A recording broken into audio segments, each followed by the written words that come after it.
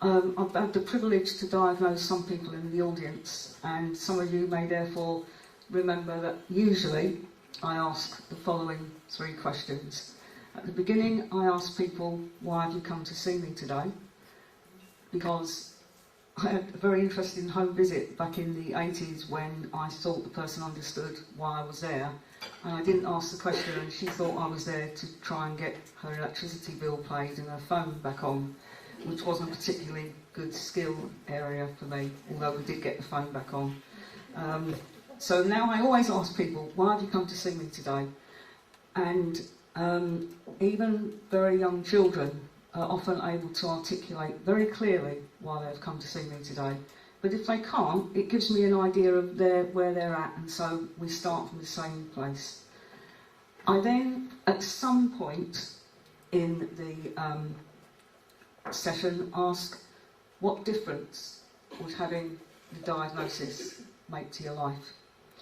And that gives me a huge amount of information, and it really varies people's answer to that.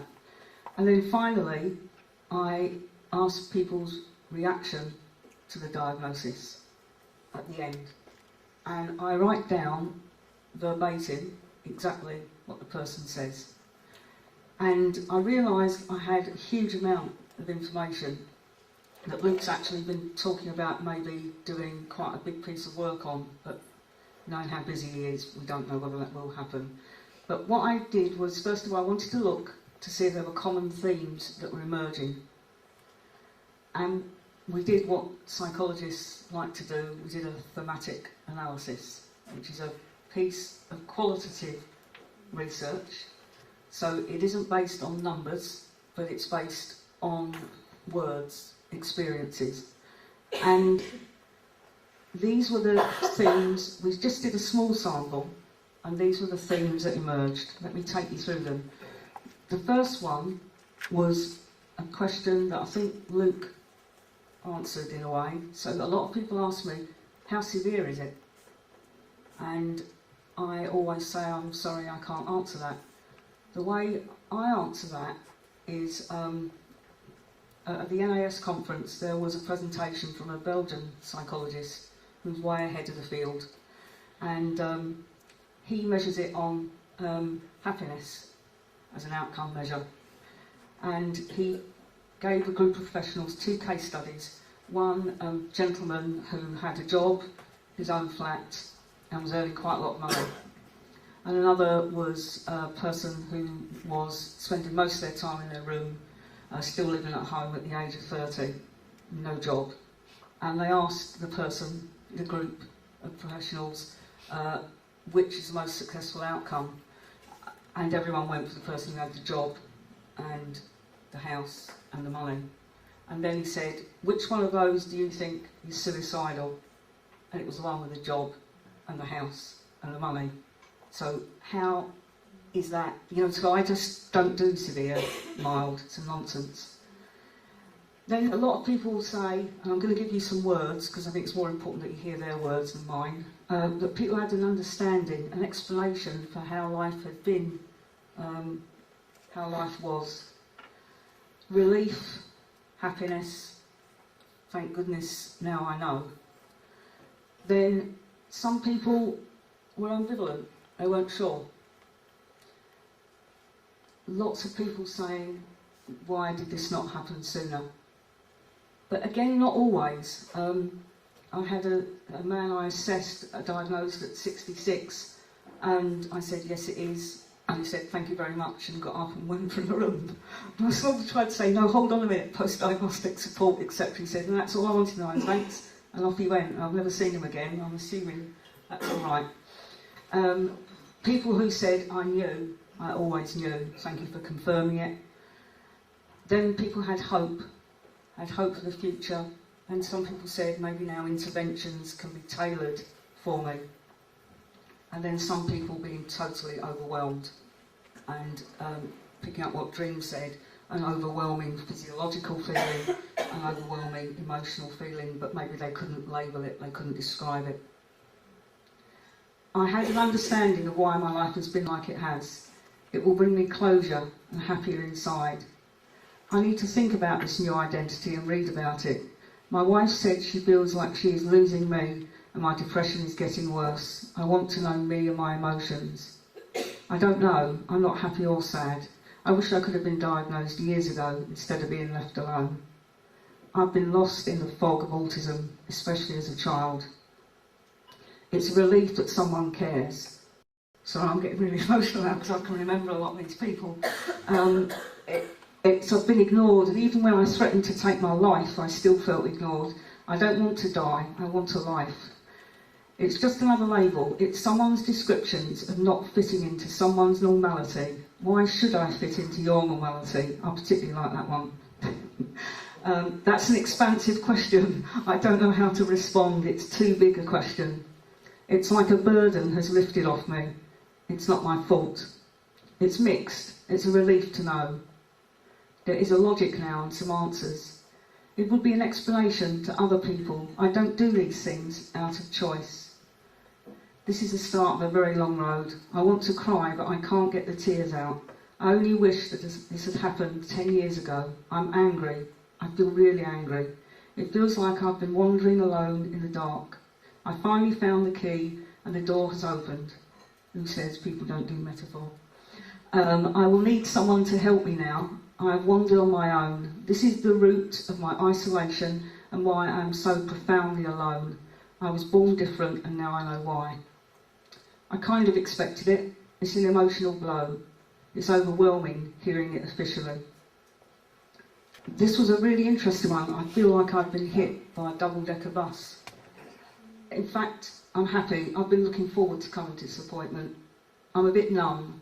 I wish I had done this, I don't know how many years ago.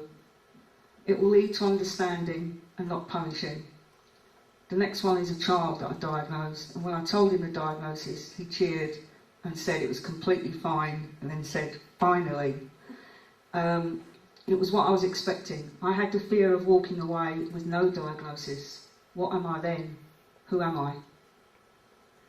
Some of you that have been diagnosed by me will know that I hand out this curve, which is a curve to try and explain some of our emotional reactions and responses to any transition, to anything that requires us to learn new behaviours, moving house, a bereavement and so on. And a diagnosis is a transition.